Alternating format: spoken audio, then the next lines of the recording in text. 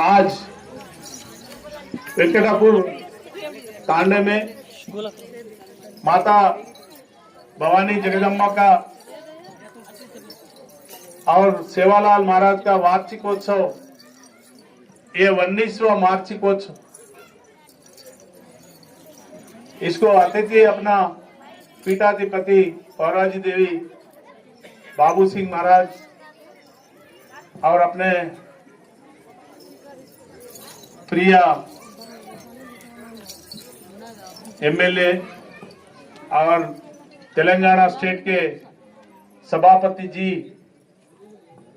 गड्डम प्रसाद कुमार अन्ना और अपना माजी म्युनिसिपल चेयरमैन विश्वनाथम सत्यनारायण जी और सीनियर लीडर नरोत्तम रेड्डी जी और वेंकट रेड्डी जी और हमारे माजी जेडपीटीसी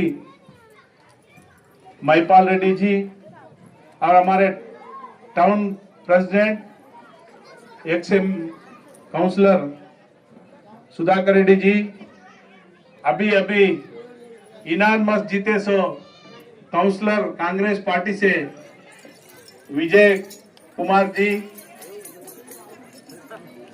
और अपने पीएसीएस चेयरमैन मुत्यम रेड्डी जी, हमारे जीजा जी माणिक पवार जी और हमारे जीजा जी गणेश पवार जी और हमारे बंजारा टीवी के रवि और 7 टीवी के श्रीनिवास जी और हमारे बांसवाड़ा से आए हमारे गायक, हमारे बहन जी मुत्याली बाई और कवि प्रकाश महाराज जी और सब आप सभा सुबह से इधर माता का प्रोसेशन में आज बहुत कुछ खेले। आप हमारे माता जी बहन जी सब लोग बहुत प्रेम से धूमधाम से 2-3 घंटे से आप लोग सेवा में थे।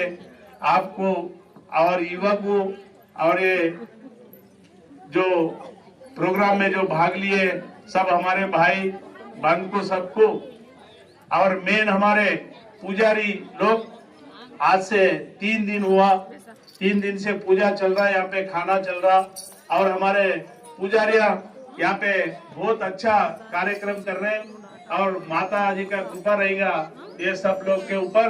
बहुत बहुत धन्यवाद है और आप ऐसे ही पूजा कार्यक्रम में चलते रहना। ये भगवान का सेवा में कितने भी कमाते मगर क्या लेके जाते, अभी कुछ भगवान को भी याद लाना है। तो जो भगवान का नेकी में जो चलता वो आदमी वो गलत काम करने में सोचता, गलत काम नहीं कर सकता। तो ये माता जी और जगदम्बा माता का बहुत कृपा है ये बंजारे लोग के ऊपर। बहुत जने चाहते ये भवानी को, सब तुलजा भवानी, हिंगला भवानी, कालिका देवी, मतराज माता, ये सब देवी को और भगवान बालाजी को, हनुमान जी को, राम जी को, सब जो जितना चलते ये बंजारे लोग बहुत अच्छा प्रेम से मानते हैं। तो ये पूजा में आज ये 19वां पूजा है। ये पूजा कार्यक्रम में अभी हमारा बहुत अच्छा हमारा तकदीर मानते हैं। ये पूजा में हमारे स्पीकर साहब भी अच्छा हाजिर हो गए यहाँ पे, इसलिए आपको सबको बधाई देते बहुत बहुत धन्यवाद। जय जगदम्बी, जय सेवालाल, जय रामराव बाबू। अभी हमारे स्पीकर साहब 1-2 बात करेंगे, उसके बाद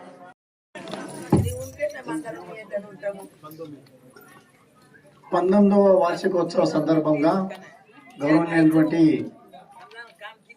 కిషన్ నాయక్ గారి ఆహ్వానాన్ని పురస్కరించుకొని పెద్దలు గౌరవనీయులు శాసనసభ స్పీకర్ స్థానిక శాసనసభ్యుడు పెద్దలు ప్రసాద్ కుమార్ గారు మరియు పీఠాధిపతి, క్షమించాలి పేరు తీయలేదు, బాబు సింగ్ మహారాజ్, పెద్దలు సత్యం శెట్టి గారు, పెద్దలు మన నరోత్తం రెడ్డి గారు, వెంకటరెడ్డి మిత్రుడు, ఆ విధంగానే మన టౌన్ ప్రెసిడెంట్ సుధాకర్ రెడ్డి గారు, మరి ఇప్పుడే ఎన్నికైనటువంటి విజయ్ కుమార్ గారు కౌన్సిలర్ గారు, మన విధంగానే ముత్యం రెడ్డి గారు, చాలామంది పెద్దలు, పాత్రికేయులు, సోదర సోదరుమణులారా, ప్రతి సంవత్సరం కిషన్ నాయక్ ఈ తాండల అమ్మవారి గుడి కట్టిన తర్వాత ఒక మంచి కార్యక్రమం ప్రతి సంవత్సరం ఈ నెలలో చేయడం జరుగుతుంది.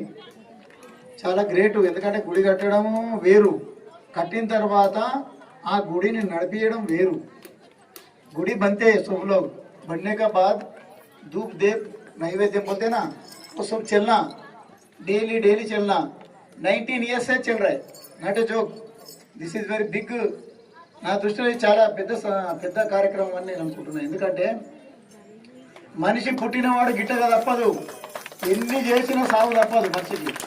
నువ్వు ఎన్ని చేయండి, శాసనసభ స్పీకర్ అయినా, పీఠాధిపతి అయినా, మైపాలరెడ్డి అయినా, కిషన్ నాయక్ అయినా ఎప్పుడో ఒక రోజు మీదికి పోవాల్సిందే. ఎవరమైనా ప్రపంచంలో కూడా సాగును తప్పించుకున్న వాళ్ళు ఎవరు లేరు. ఒకడు ఆయన తప్పించుకున్నాడు, ఆంజనేయుడు ఒకటి తప్పించుకున్నాడు.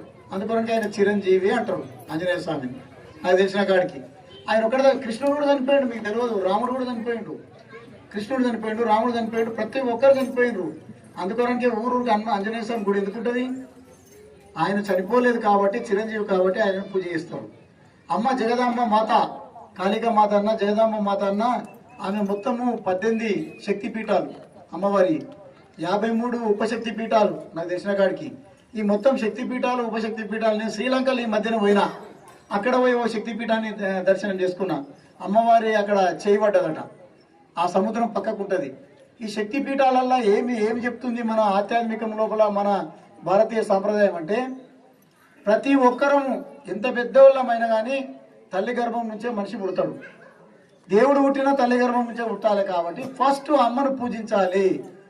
అమ్మవారిని కానీ ఇంట్లో తల్లిదండ్రులను కూడా మనిషి పూజించాలి. పొద్దున్న లేస్తే తల్లిదండ్రులు ఎవరైతే మొక్కుతారో వాళ్ళ జీవితాంతం సంతోషంగా ఉంటారు. తల్లిదండ్రుల కష్టాలు ఎవరైతే పెడతారో వాళ్ళ జీవితంలో సుఖము సంతోషం అనేది ఉండదని కూడా నేను మనం చేస్తున్నాను. కాబట్టి తల్లిదండ్రులు మించిన దైవం ఈ ప్రపంచంలో ఎక్కడ లేదని కూడా నేను మనం చేస్తున్నాను. గురువు పుట్టినా ఒక తల్లిదండ్రులకే, స్పీకర్ సాబ్ పుట్టిన ఒక తల్లిదండ్రులకే, తల్లి తండ్రిని మించిన దైవమే లేదు ఈ భూమి మీద. కాబట్టి అందులో భాగంగా ముఖ్యంగా ఫస్ట్ తల్లి. మన ధర్మంలో ఏముంది? ఫస్ట్ తల్లి, తర్వాత తండ్రి, ఆ తర్వాత గురువు, 4వ ర్యాంకులో దైవం ఉన్నాడు. మీరు ఆలోచన చేయాలి. అతిథి కూడా ఉన్నాడు 4వ ర్యాంకులో, 5వ ర్యాంకులో ఉన్నాడు దైవం. అతిథి దేవోభవ, పక్కలకు అన్నం పెట్టాలి. కిషన్ నాయక్ 19 ఏళ్ళ సంది అన్నం పెడుతున్నాడు ప్రతి సంవత్సరం తెచ్చి, అందుకని ఒకసారి గట్టి సపోర్ట్ కొట్టింది. ఆ విధంగా అతిథి తండ్రి, ఆయన తల్లికి సేవ చేసిండు, తండ్రిని మంచిగా చూసుకున్నాడు, అన్నదమ్ములను మంచిగా చూసుకున్నాడు. ఆ తర్వాత గురువుకు మర్యాద ఇస్తున్నాడు, ఆ తర్వాత దేవుని కూడా పూజ చేస్తున్నాడు.